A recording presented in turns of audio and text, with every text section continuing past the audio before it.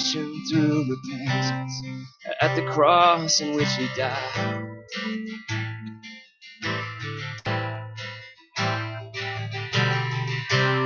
And now hear my absolution, forgiveness from my sin.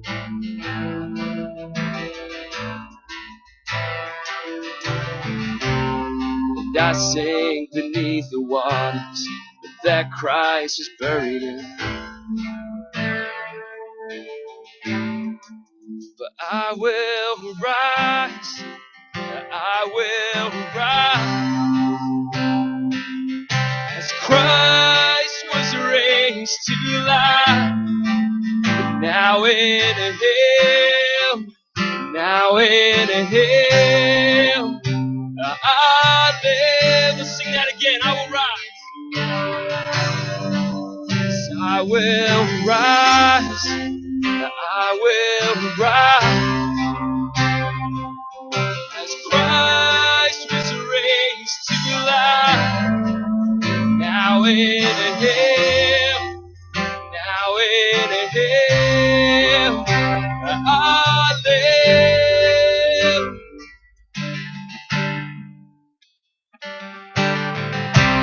And I stand a new creation, baptized by blood and fire.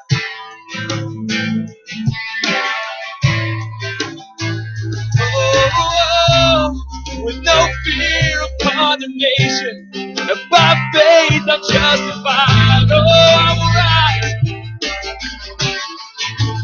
I will rise, I will rise, as Christ was raised to life. Now in him, now in him, I live. I will rise. I will rise. I will rise. As Christ was raised to life. Now in him, now in him, I live.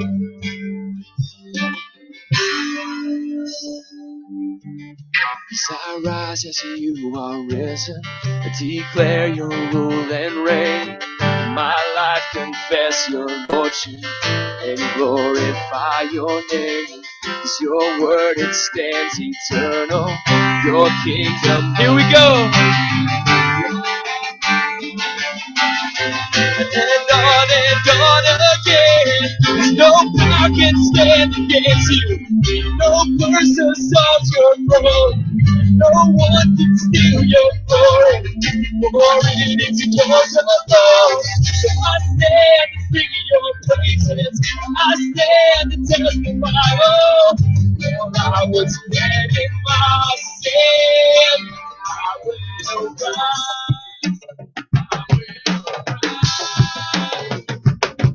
As Christ was raised to life, now in him, now in him,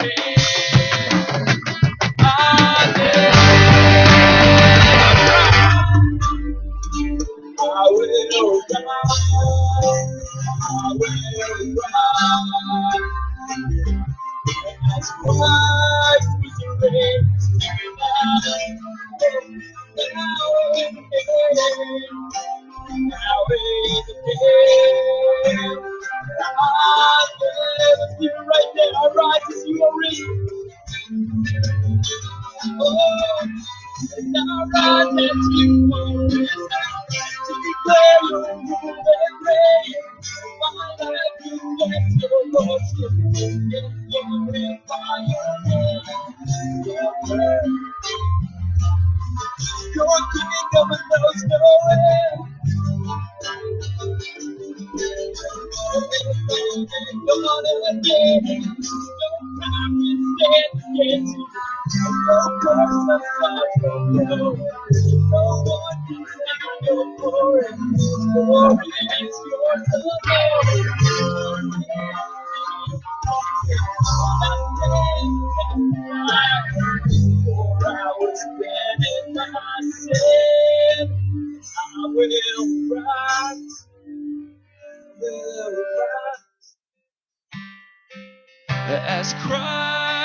was raised to life. Now in hell, now in hell, I live.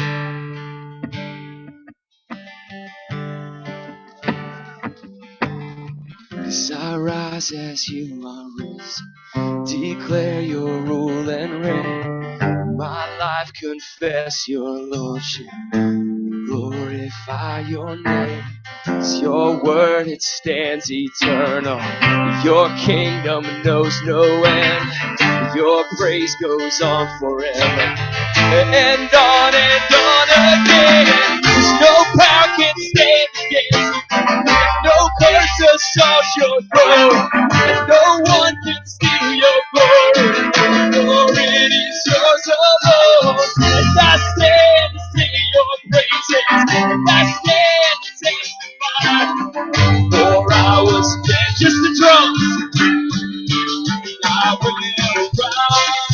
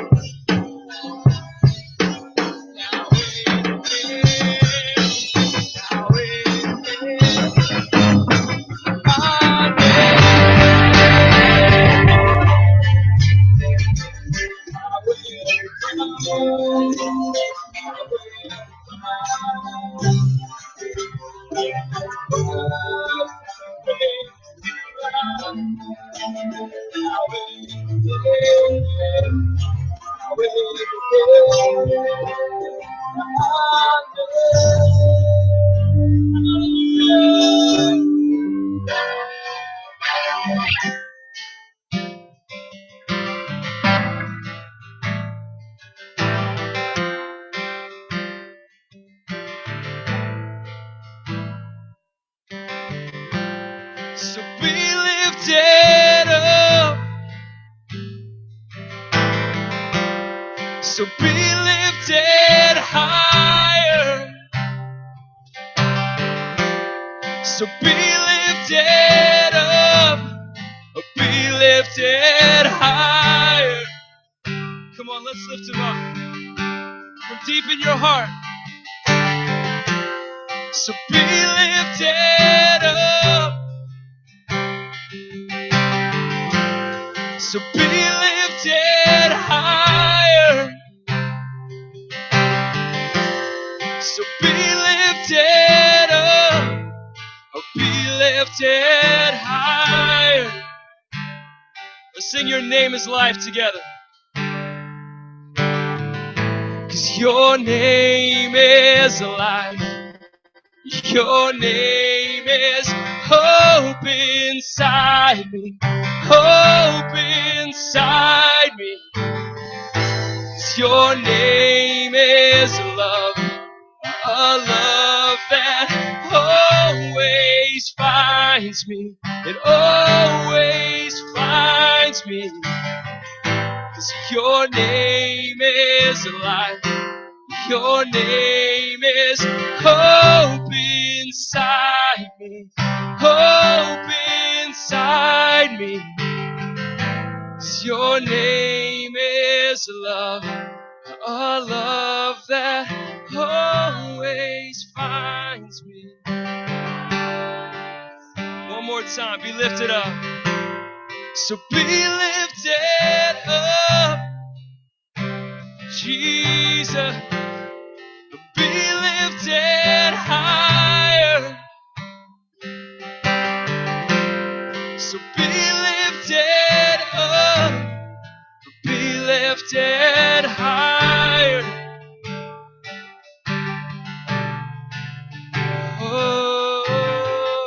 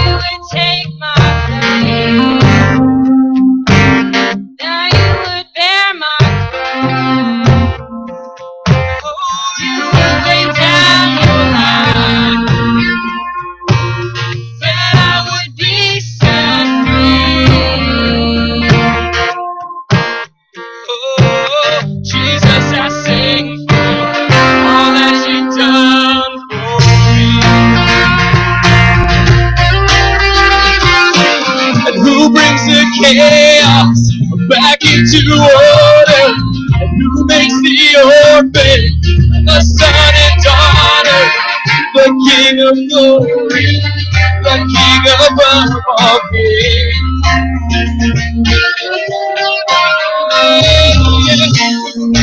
Nations with truth and justice shines like the sun in all of its brilliance. The King of glory, the King above all kings. Here we go. This is amazing grace. This is amazing love.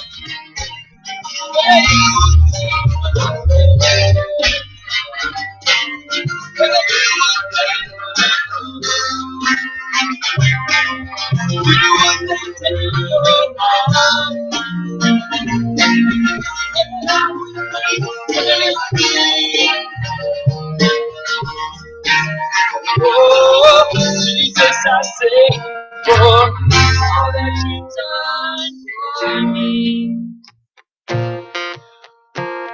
Because worthy is the Lamb who was slain, and worthy is the King who conquered the grave. Worthy is the Lamb who was slain, worthy is the King who conquered the grave.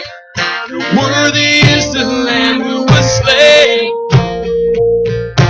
worthy is the King who conquered the grave.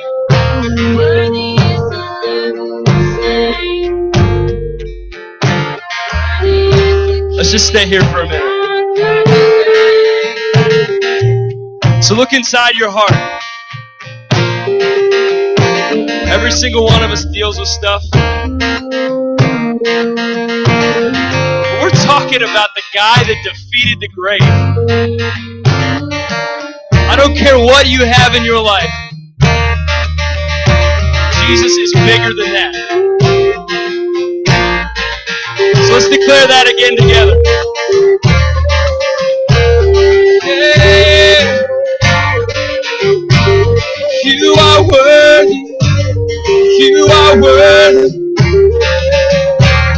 Because worthy is the Lamb who was slain. Worthy is the King who conquered the grave. Worthy is the Lamb who was slain. Worthy is the King. One more time. Because worthy is the Lamb who was slain.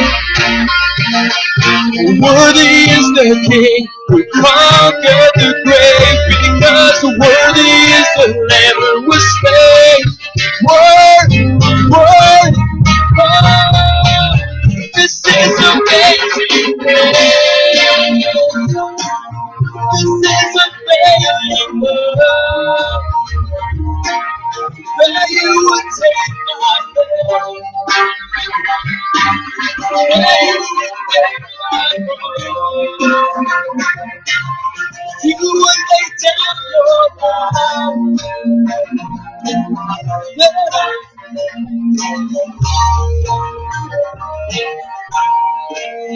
oh, Jesus, I say, for all that you've done for me.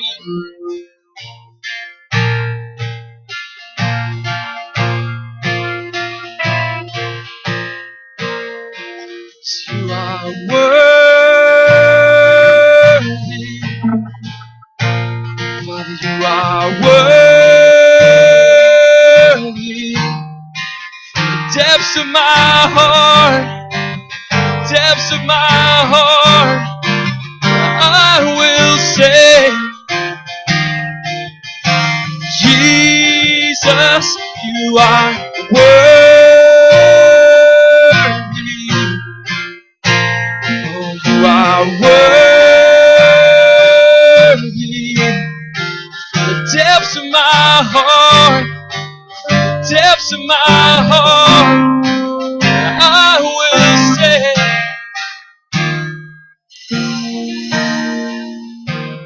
oh, you are worthy. Father, you are worthy. Oh, you are worthy, my King.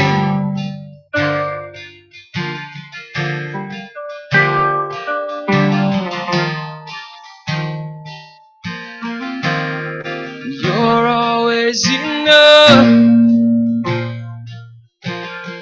Oh God, you're always enough. Oh God, you're always enough. My God, you're always enough. Oh God, you're always enough. My soul sings that you're always enough. You're always enough. My God, you're always enough. Come on, let's praise Him. You're so good, Lord.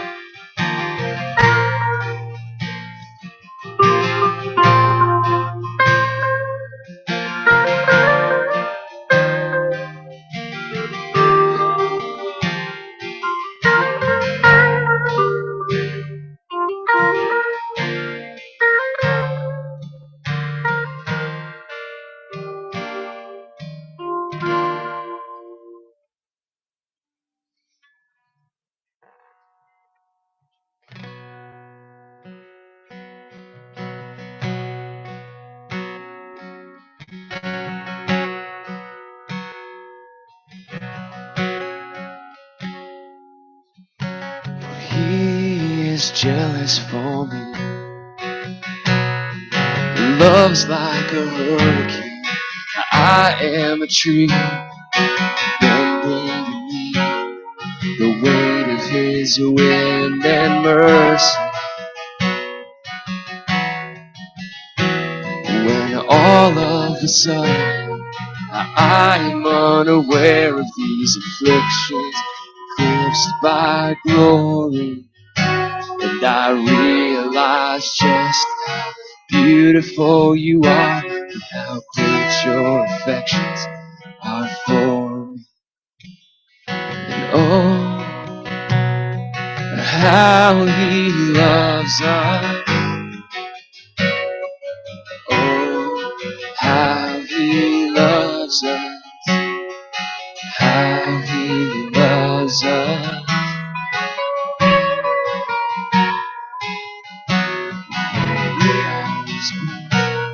And He is our prize, drawn to redemption by the grace in His eyes. And if grace is an ocean, oh, we are all sinking. And so heaven meets earth like a sloppy wet gas. My heart it turns violently inside of my chest. And I don't have time to maintain these regrets when I think about the way that He loves us. Oh, how He loves us. Oh, how He loves us.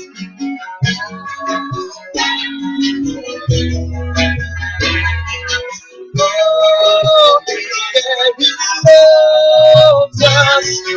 Oh, how He loves us. Oh, how.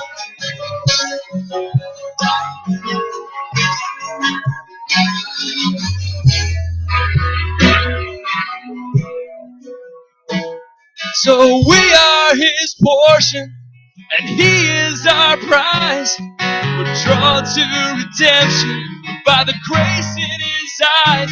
And if grace is an ocean, then we are all sinking.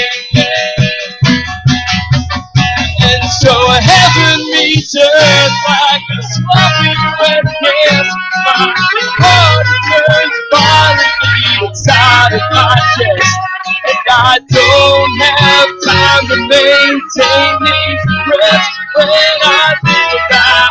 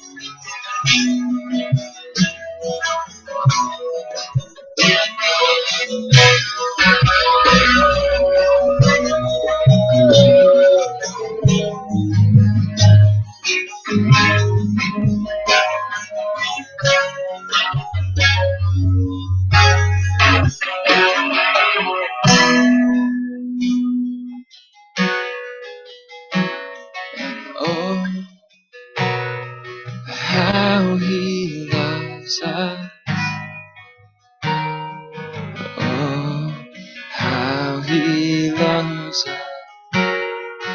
How He loves us. Just sing that one more time. And oh, how He loves us. Oh, how He loves us. How He loves us.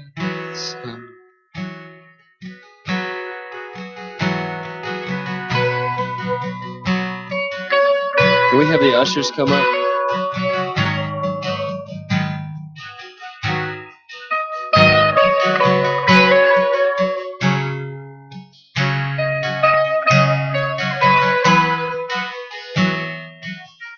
God, we thank you so much for the things that you've blessed us with.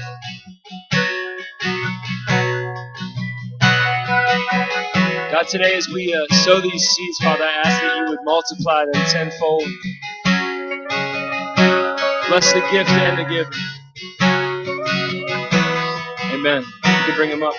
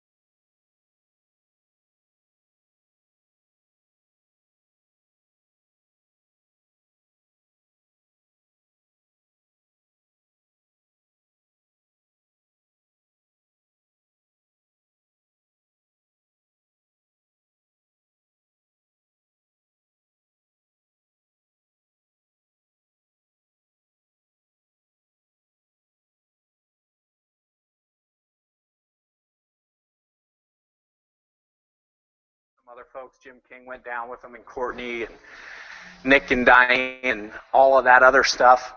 And so it's really cool that they have that opportunity to share in another place, right? Share the same thing that we're doing here. And but it creates that uneasy void, though, right? It's like, so now what do we do? And I thought it was so cool. I don't know what worship songs are going to be sung or anything like that, but the way that it came out, we started off with Pride of Mine. Boy, that's a good one. and then I will rise. All right. So you really can't rise until you kind of get rid of that pride, right? So then, because part of that thing that keeps us from rising is like the pride, like the, oh shoot, I don't want to do it because I might screw up. I might embarrass myself. I might, I'm not going to blaspheme, hopefully. But I might say something that gets heard the wrong way, or gets is the context the right thing. So all of that comes into play. And then worthy as the Lamb reminds me about all that stuff that I just dealt with there. And then it ends with He loves us. That's like a sermon right there. Hopefully your spirit is like in tune during worship, because man, that's like it right there. I don't even have to talk to you now because you got everything that you needed to hear. But I probably still am. I probably still am. So one of the things I actually was thinking about when I knew that they were going to be gone, and I really felt like the Lord put something on my heart to share, and I was cool with that. And I'm going to share some of my friends with you this morning as well, like the last time that I did this. And as we got closer and the time is coming up, and it's like, man, something isn't sitting right.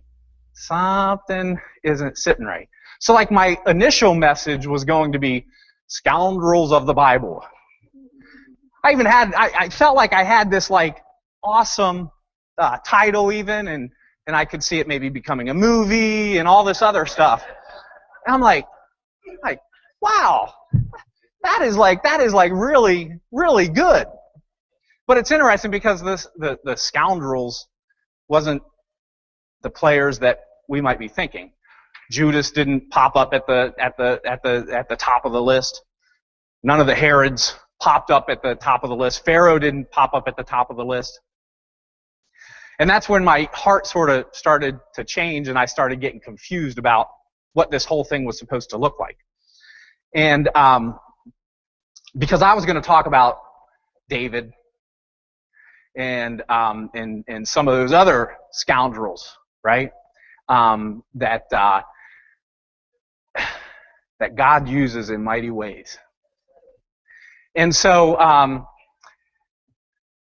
I settled in on a couple of verses for Peter. So I'm going to talk about Peter today. I might not tell you a whole lot that you don't already know, but Peter just really came alive to me over the last couple of weeks. And it's not just who he was or what he did, but it was the example that is shown in the scriptures about Peter. Okay? And so this is like, and I'm sorry I didn't give these scriptures to you guys back there. It's mostly going to be in Matthew. So I'm going to make it easy for you that way. So Matthew 4:18. If you could put that up there, please. So it kind of starts here, right? And Peter is afforded. I'm moving around a lot too. Does that cause a problem? Okay, all right.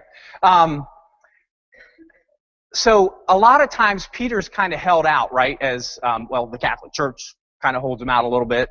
They said he's the first pope, and a lot of it is based on some wording within the scriptures. This would be one that is often referred to, but he saw two brothers and Simon, who was called Peter. So he's kind of the first one. It's like, hey, first guy. Whoever, you guys all remember gym class, right, or lunchtime or whatever. Somebody's always the first one picked on the team. Who was the first? Denver, you were probably a first or a second, depending on the sport. But there's always, somebody was going to be mentioned first, and it happens to be Peter. But there are like great things ascribed to Peter because he was the first one mentioned. And quite honestly, I don't know if that has real relevance here or not. And the reason that I say that is because I'm not mentioned in the Bible, and I know that I have real relevance. So whether he was mentioned first or second or 12th, or maybe he was the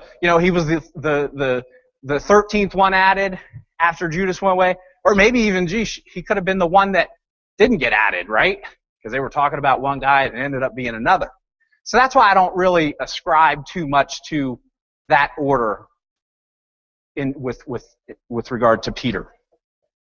The other thing in Matthew 16:13, and so this one, go down a little bit. Go to 14. Just flip and I'll tell you when I'm there. 14. There we go. 15. I'm sorry. 16. This is like speed reading. All right. So we get to this part. Simon Peter answered, "You are the Christ, the Son of the living God." And go on. This. So really, it goes on to Jesus say, "Bless you, Peter." And there's a little bit of controversy again about this next part. Upon this rock, who they're talking about. They're talking about Peter or Jesus.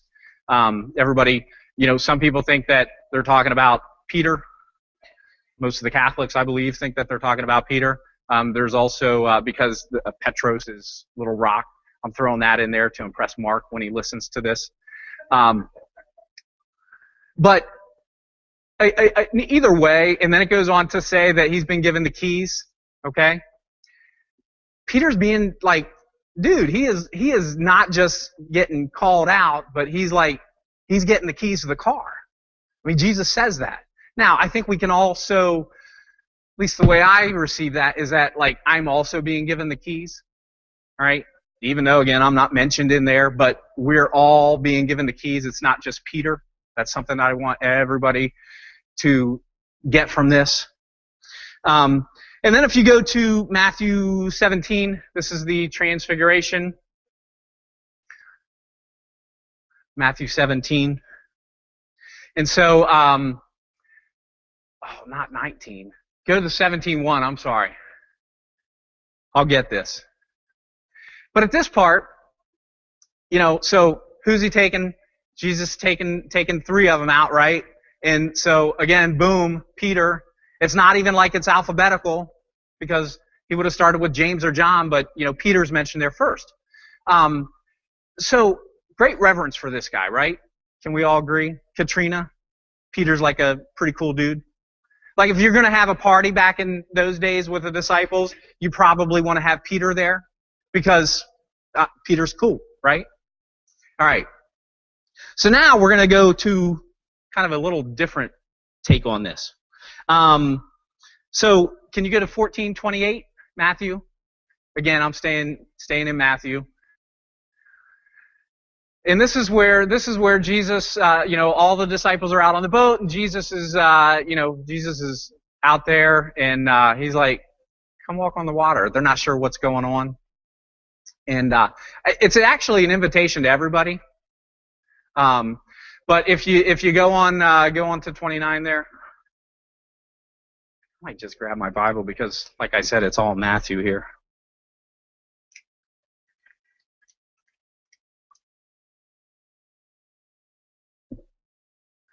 Yeah, he said, he said, "Come," and Peter got out of the boat, and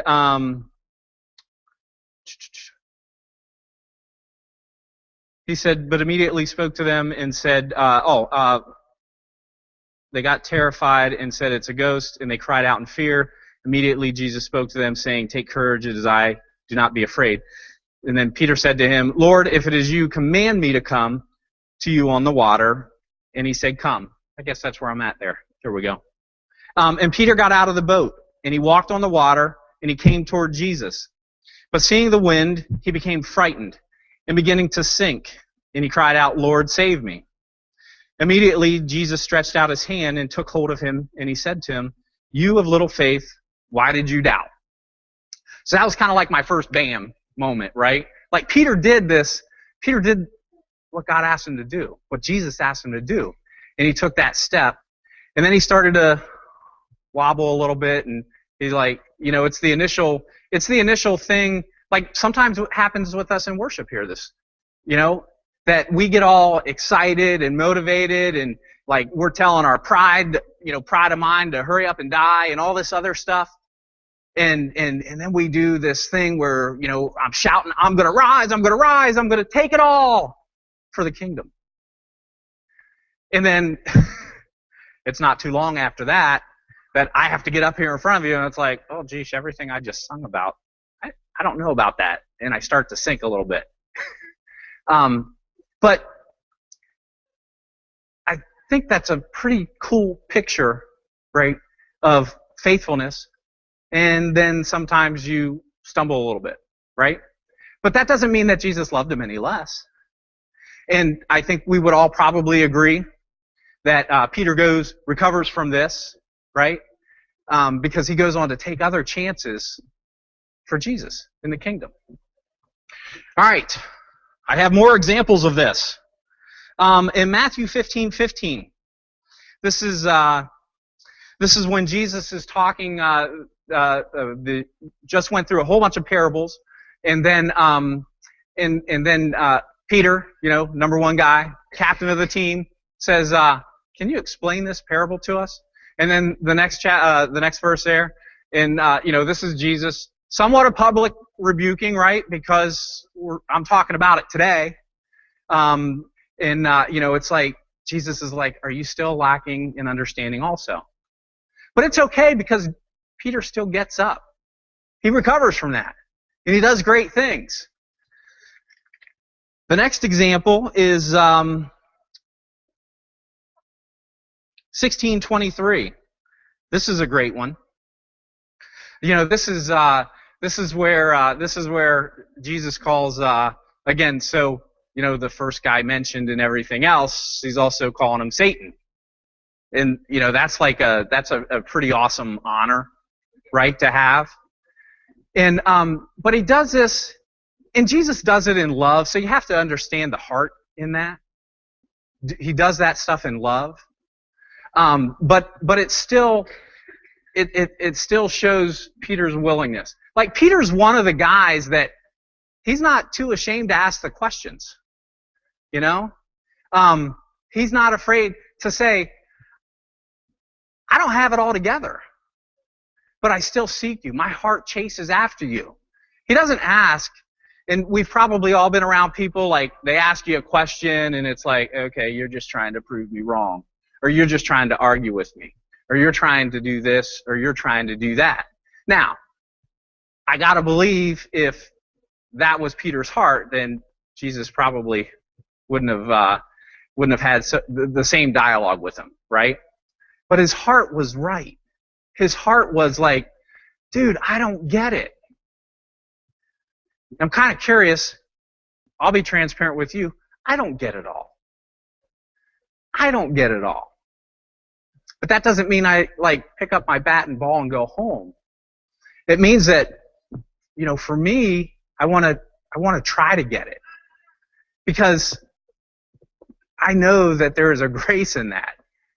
It's why I show up, it's why I love to listen to Barry share at 9 on Sunday mornings. He helps me tie things together. Like I don't get the difference. So for you scholars, this probably won't really resonate with you, but if you're like me, it might. Like I don't get the whole difference of how God sort of acts in the Old Testament and how he sort of portrayed or acts as he comes through Jesus in the New Testament. Because he looks like two different people, if I can be okay with that. Can I say that? I'm not blasphemous there, right? No? Okay. But he is a guy trying to get it. The thing about Peter, he was like a fisherman. He wasn't the scholar. He was a fisherman. All right? He got his hands dirty. He did all this stuff. And there's some debate whether or not he wrote the books that are ascribed to him, because some people say, well, he wasn't really smart enough to have written that stuff because he was just a fisherman. And yet he was like the guy. He was the guy. And then I'll give you one more thing here, which I hadn't really noticed before. Oh, in 1623, if you go on a little bit further, he talks, or no, right there actually, he talks about him being a stumbling block. And then if you go back to Matthew 18:7, or forward, I guess, and it's like, woe to the world because of its stumbling blocks. So, I don't know, woe to the world because of Peter? I mean, he called him a stumbling block, and now he goes on to say, you really don't want to be a stumbling block. And yet Peter gets back up, and he does what he does. He was who he was in Acts. He wasn't held back because of any of this. As I read this, I was like, wow, somebody's got it out for Peter. Yeah. You know who's got it out for Peter? Jesus. He loves him with everything. He loves him so much that he's going to talk to him this way. He's going to discipline him this way. He's going to encourage him because he knows that he's going to grow. I wonder how many times, I know how I react. I react here. Sometimes just recently, a couple weeks ago, Mark and I had a difference of opinion in terms of how something was presented or something like that. And so I could pick up my bat and ball and go home. Or I can talk about it and I can learn from it. And that's what I want to do. I would imagine some of the empty seats in here are filled with or empty, and somebody's derriere was once there who got offended at something. Peter, I'm pretty sure, must have been one of the least offensible people that used to walk with Jesus, because he kept coming back for more. And then obviously then the famous one, right? Well, I guess they're all sort of famous because they're in the Bible, but where Jesus denies Christ, not once, not twice, but 3 times. And if you actually if you go to Matthew 10:32. If you go to Matthew 10:32, and I hadn't really drawn this distinction before, but anyone who confesses me before men, I will also confess him before my Father who is in heaven. Next. But whoever denies me before men, I will also deny him before my Father who is in heaven. And then you go on further, and then I think most people know, and if you don't know, but Peter denies really knowing Jesus 3 times. 2 times in one of the Gospels, 3 times in the other. And I saw that, and I'm like, wow, okay, so this is the guy who has the keys. This is the guy who may or may not have been the rock, but we can all kind of agree that Peter's a pretty important guy in the whole scheme of things, right? And now I'm looking, and it's like, holy cow, did Jesus... If you read this from a fundamentalist standpoint, I don't know if Jesus is in heaven, quite frankly, because he said, or Peter. Whoa, thank you. That was the blasphemous part. Cut that out. Man, thank you. Good call, Autumn. Thank you, Peter. All right, so it's and I really hadn't seen that part before. I was reading ahead and then remember what Jesus said before. Now I'm blown away. Now, for the record, I believe that Peter is there, and I also believe that Jesus is there. And I also believe that Jesus is in here, and he's in me, and all this other. But I think you get the point, right? It's Jesus was the perfect one. Jesus was the perfect one. And but God made all of us. He put all of us here for a purpose and for a reason. And just like the 2 gals that opened up a song today, they stepped up. They arose. And I honor you for that. That's what we need to do. When there's somebody missing, I don't pretend to know as much as Mark scripturally or anything like that. I will even say I'm not sure right now that I'm even as good looking as he is. Did I get some votes? Anyway, and I don't need to be. You know, my role here is to help encourage each and every one of us. Us, not you, us. Like, when I do something like this and step out and I arise, like, it is a good thing. And that's what each of us needs to do. We need to kind of get out of our comfort zone.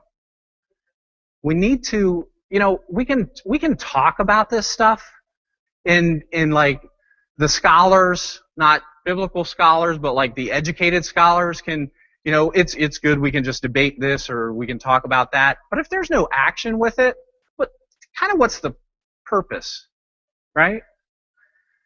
Is there a lot of purpose in it, Wayne? Just talking about things? No? Please say no. But there's not. There actually has to be movement with it. So that is my encouragement to you. And I would like to, you good? So, along with all this stuff, along with knowing that Peter, like, he didn't have it all together, and it's okay because God still used him mightily. And so I have a couple friends who, it's okay, don't have it all together, but God is using mightily. And I've asked a couple people to share with me, and this is an encouragement for each of us. And I also think it's an encouragement for them to arise, to stand out, to go out on that limb and say, you know, I am part of this team. I am part of Jesus' team, kingdom team, and all that. So, with great pleasure, I introduce Sherry Browning.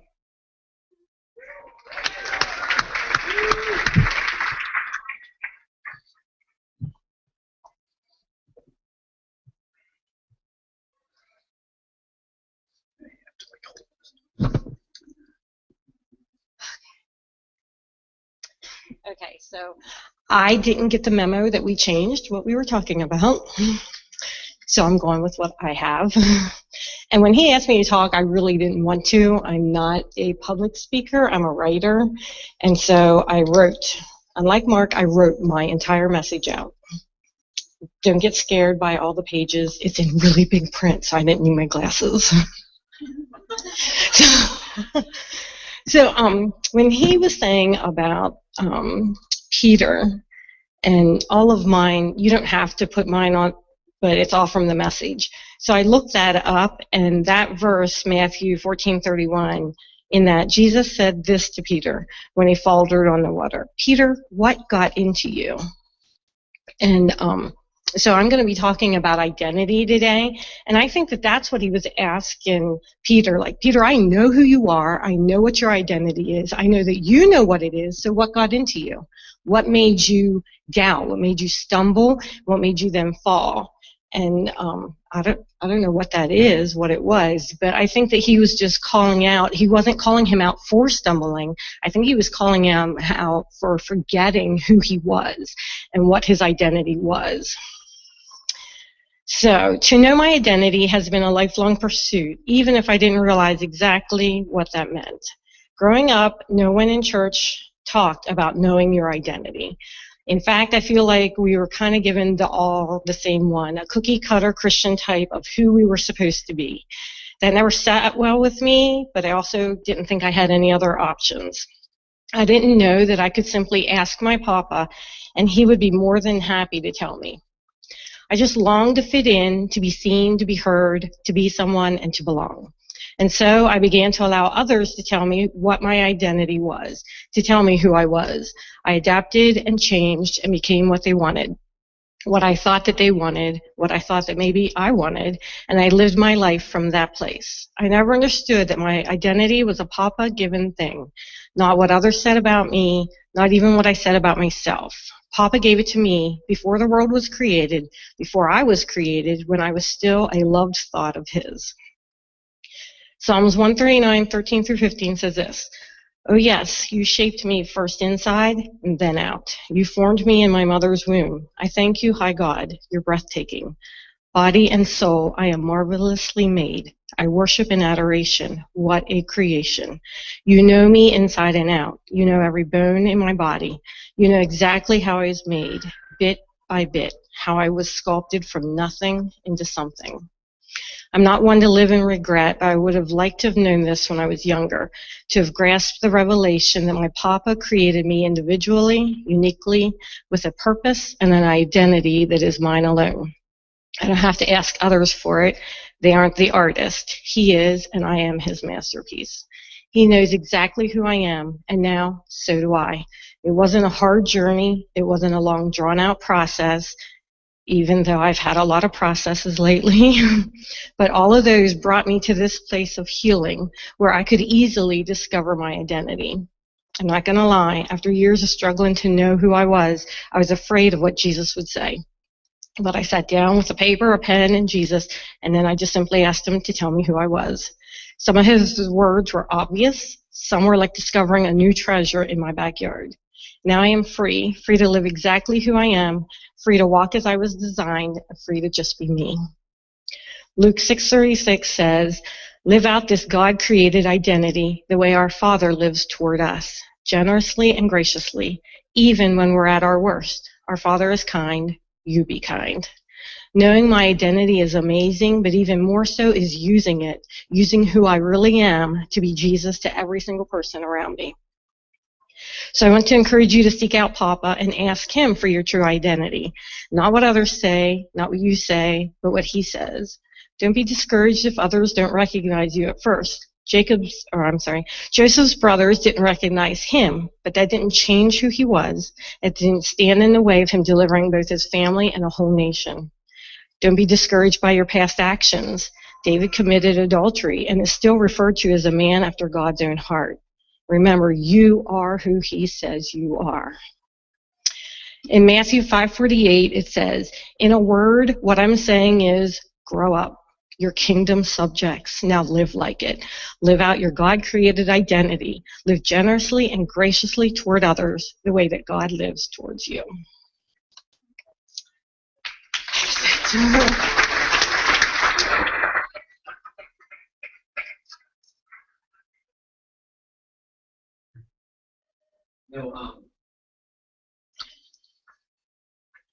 Sherry should probably actually, her schedule should be full of people. If you're, and I know it is fairly full of people. I mean, just with the Browning clan, there's like a bunch of you. But like, if you struggle figuring out who you are and what that all means, I definitely encourage you because she will help you see that. Huh, Trish? Yeah? Okay. Thank you so much. And I love that grow up piece. Grow up. Sometimes we got to be told that, right? Yeah. All right. So this next person is also going to share with us. Matt, you can actually start coming up now. And Matt got the memo, by the way, that it was Black Shirt Sunday. I didn't get the memo. I just wanted to look better than you. But this is something that I do get up and open up in the morning and all that, and that's really not a big deal for me. But getting up and actually sharing and kind of giving a message, that's a little different for me. But that's okay. I kind of wanted to. I didn't get the memo either that Erin was going to decide to flip things, but that's okay because God can tie it all together. But one thing that while Erin was talking that really stuck out to me was obviously, even though throughout what he was reading about Peter, even though Peter had a hard time seeing who he was, he must have seen some glimpses of his true identity, or he would have bailed right at the first rebuke. He would have been out the door. Most of us would probably be the same way. We would be, what's that like? Anyone who is close to Mark or is in kind of leadership, when you're under a leader, there's going to be some things where correction comes, and sometimes the correction doesn't always feel great. And that's where the person who is giving you correction and yourself where you know your identity and you know your real identity, or else you'd be out the door. Like Erin said, you'd be offended, you'd be gone. So Peter saw who he was. He saw his real identity, and Jesus saw his real identity, or else Jesus would have shown him the door too, so to speak. He would have said, I love you, you are one of my children, but the relationship probably wouldn't have been so close because Jesus obviously saw Peter's identity too. So having said that, with all this good stuff about identity, I kind of wanted to share a real world thing a real world experience of identity. It's actually from a TV show I just started watching. It's called Sherlock. It's on BBC, and I think the Brownings are fans of Sherlock, if I remember correctly. But the thing that I love about that character so much is that he knows his identity, and to people who don't recognize in the show who don't recognize his identity, I mean, they think he's a jerk. They think he's arrogant. They think that he's better than them. He walks around with his nose up in the air, all that good stuff. But I don't see it that way. There's a difference between, when you know your identity, there's a difference between being confident in who you are and just being outright cocky. And to a person who doesn't recognize identity, it looks like the same thing. It looks like you're a jerk, you're arrogant, you're cocky. But a person who knows their identity, they walk with authority. They walk with an air about them that it's almost like a strut, yeah, I got this. I know who I am. But to someone who doesn't know identity, it just looks like, why does he think he's so much better than me? Why do they think that they can do this and I can't? It's an identity. They know who they are. They look in the mirror and they see the things they are. They don't see the things that they're not. And so it's taken me, I just turned 32, but it's taken me almost my whole life to figure out what my identity was. And I think that's okay because it's a growing process. There's a process that you go through. So I just wanted to share with you guys a little bit about how I discovered my identity.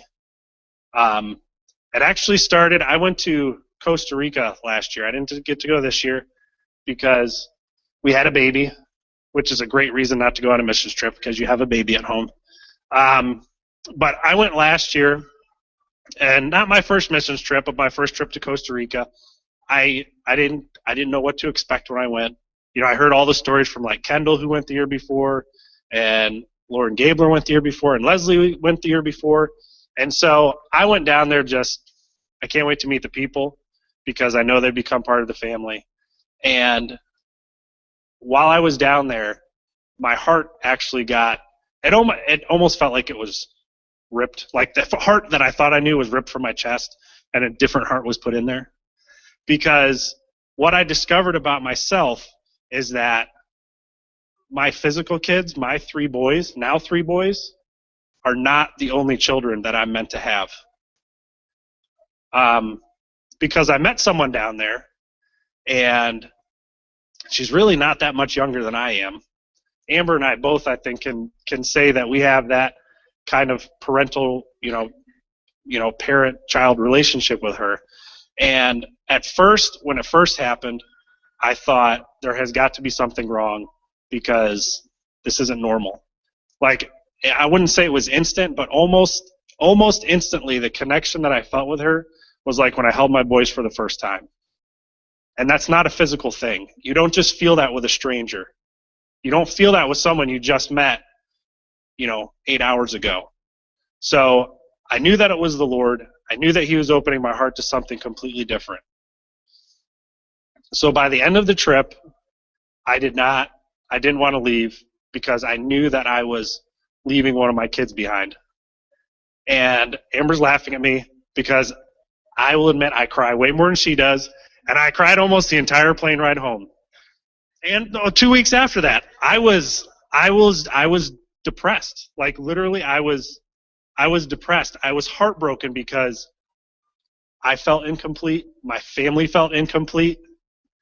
Like, thank God for technology, because if it wasn't for technology, mail is not the greatest thing outside of developed country. Not that Costa Rica is not developed, but their mail system could use a lot of work, because you write the address and it's like the house behind the red house with the red shutters and the clay roof. It's like, okay.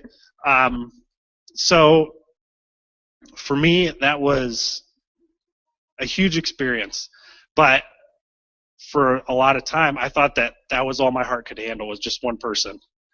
And so it was back in, I think it was last October, where Randy came up and our friend Mish was here, and we had a couple people from Ukraine, and we were hanging out at Mark's house, and they were talking about identity, and people are asking questions and all that, and I was in a really tough place in my life. And I raised my hand, and I almost on the verge of tears, I said, what do you do if you feel like you've lost your identity? And just saying those words, it cut me really deep, because here I thought, I know who I am, I know what I'm supposed to do, but obviously there was still a part of me that didn't know. So as we started praying and kind of doing a little bit of worship, and then all of a sudden there's like people all around me, and they have their hands on me. I'm sobbing, like I'm just, I'm a piping hot mess, which I'm sure you guys have seen me here being a piping hot mess. So that's nothing new. And if you've gone on a mission trip with me, you definitely see me as a, tears on my face, snot running out of my nose. Joey knows. We've cried together. Joey and I have cried together. We've done 2 mission trips together. But anyway, I felt like on that night I was actually released into what my identity was, because I had other people tell me that, Matt, you have the heart of a father. You have the Father's heart. And so I've been, I've had one-on-one meetings with Mark. Matt, you have the Father's heart. Please give that to the house, because the house needs fathers. So as I was trying to prepare for this, the place that I know that talks about fathers is in 1 Corinthians 4, kind of verse 14, just to give you a little background on the Corinthian church. For those of you who've been in Bible study, you know about it. But Corinth, that during this time, was a booming metropolis. It was a booming trade town.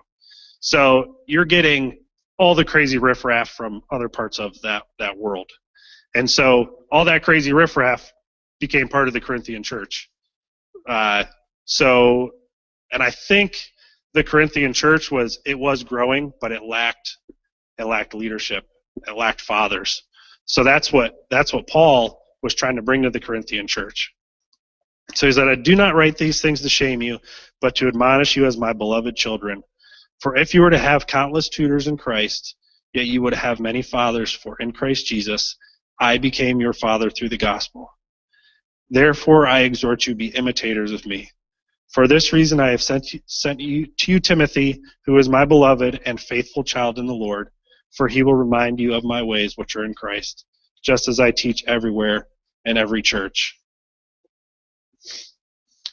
I'm not saying I'm expecting you guys to imitate me. That's not what I'm saying by that. But I'm doing my best. It's a work in progress, but I'm doing my best to display the Father's heart. And that's what Paul was doing to the Corinthian church. And he was training up the people of the Corinthian church to be fathers as well. You can, like it says, you have many tutors. There's people that can teach you anything you want to know about the Bible.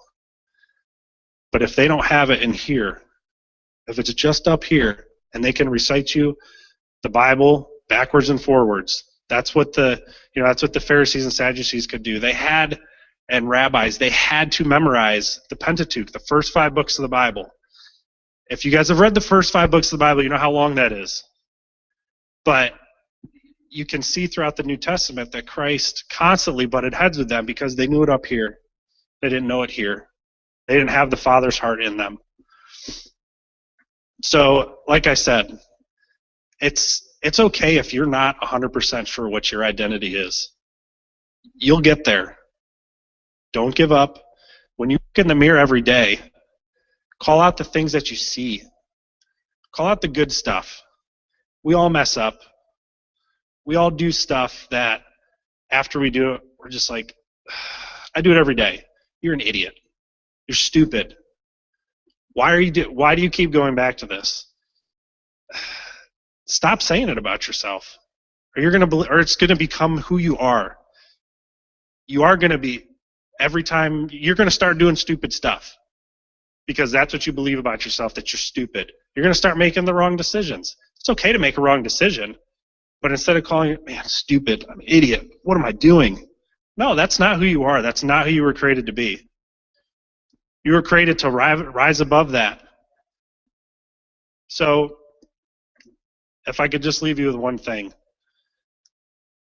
it's okay to not be 100% sure on your identity. But you know what? You have to surround yourself with people who see bits and they're not going to see all of it. Maybe they will. But as long as they see bits and pieces of it and call that out of you, and you do the same for them, whew, it could be amazing. Having everyone walk in their identity. Think of the things that we could accomplish. I love you guys so much. I love being here. I love sharing my heart. I hope I did a great job.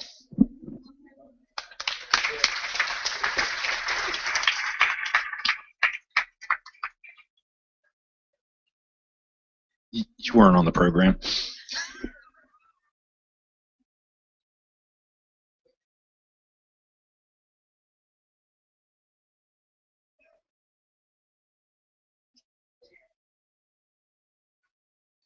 All right, not part of the program, but a great idea. We're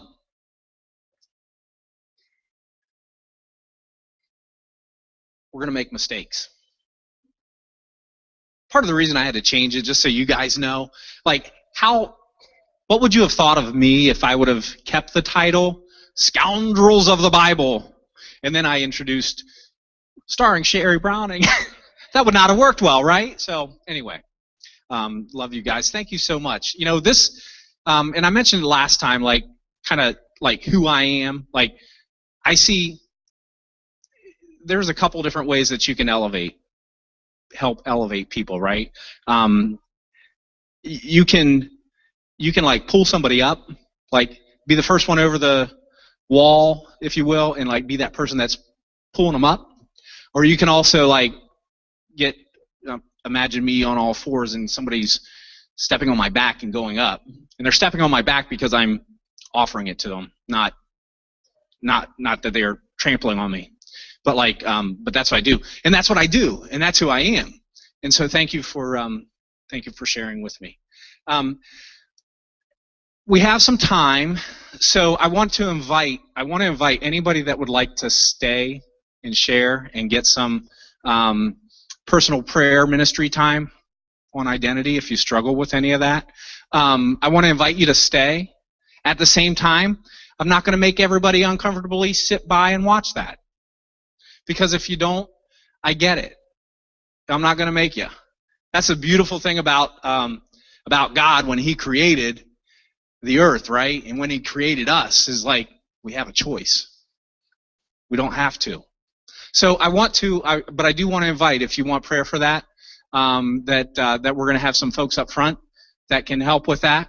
Do you want? Yeah. So thank you. It's just in case you need that. So when Matt was speaking about how he was at Mark's, and he actually spoke that he's afraid that he lost his identity. I had this sinking feeling in my chest because I feel like a lot of you have had that thought in your head where you were on one path and then for some reason it has changed. And let me tell you, that has happened to me. Well, God has decided to put me on a little roller coaster over the past couple years. And that's okay because that's how we find out who we are. But I have to say, when he said that, I actually heard some of your thoughts saying, I've been there. And that's a hard place to be. And so what I actually saw was I would like Autumn and Matt and Kendall and some of you guys to kind of come up, because I feel like there's going to be some people who need you. And a lot of us have time with Mark, and we can spend some time with him, and he can pull things out of us. But I also feel like there's connections within the body right now that you need to connect with. Because, for instance, Kendall can pull things out of you. It doesn't always have to be Mark. And Matt can do that. And Autumn. And I have to tell you, in some of these youth, they can do the same thing. So I don't want you to think, well, I don't get that much time with Mark and Dawn, or I don't have time to meet with them all the time. That's okay, because there's a lot of other people here that's equipped to do the same thing, and you're meant to connect with them. All right? So, like you said, if you need to go, that's great. But if you feel like I just need something and you don't even know what that thing is, because a lot of times I need something, I don't have a clue what I need, but I know I need it. We would love to just stay after with you and just kind of pray with you and talk with you and see where you're at and see what God has for you and what He wants to say for you this evening or this morning. All right, so we don't have a keyboardist, so I don't have nice soft music here for this, but so I do want to pray for you, though. If everybody would stand, and then when we're done here, because everybody's already up, when I'm done praying, either stick around or you can go. Either way, all right? But Father, I pray for everybody that's in this room, Father. I pray so deeply, deeply. God, whisper in their ear. Whisper in their ear. Shout if you have to. Father, who they are and whose they are. God, I thank you for the examples that you've provided in our lives. Father, I thank you for the people who walked with Jesus and showed us what that was like. God, let us know that we are an empowered people if we walk in that. Let us know that when we start to sink in the water, after we take that step of faith, let us know that you're going to be there to steady us. Father, let us know that if we say that wrong thing, you're not going to get rid of us, that you love us. Father, let our hearts be open. Let us surrender our pride, God, so that we can arise and do the things that you would have us do for your kingdom. In Jesus' name, amen.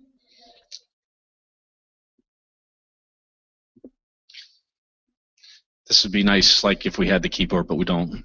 So again, if you'd like some personal ministry, you can come up front, and if you'd like for the rest of your day to begin, then have at it.